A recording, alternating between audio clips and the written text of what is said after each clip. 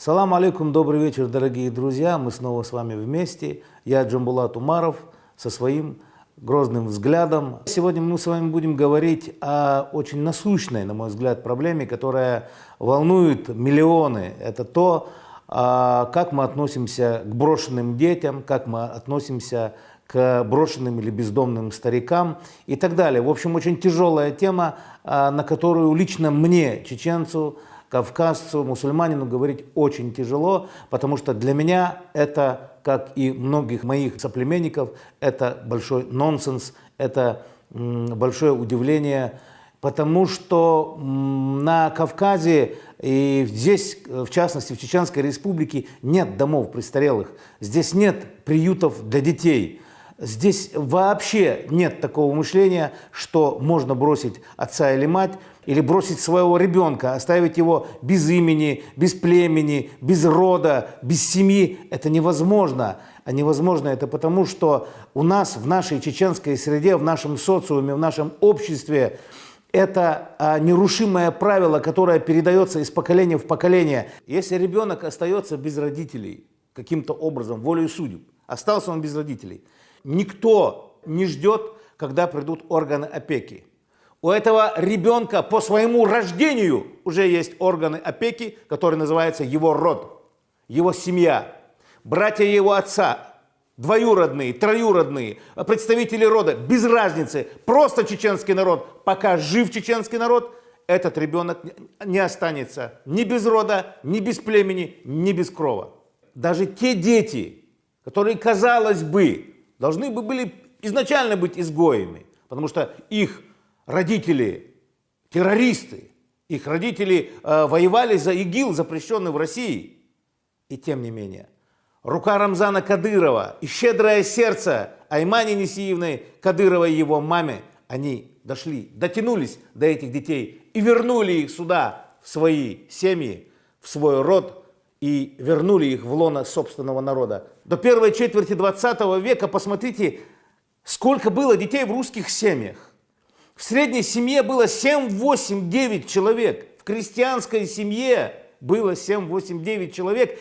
А уже урбанизированный наш с вами российский народ в огромных городах, мегаполисах, когда его спрашивают, а почему у вас один ребенок или вообще нет детей, он говорит, а как я его прокормлю? Вопрос о том, как я прокормлю свое чадо, свое дитятко, никогда не вставал в этой отсталой, вот этой крепостнической, вот этой какой-то, я не знаю, там еще во многом средневековой России, в этой крестьянской общине.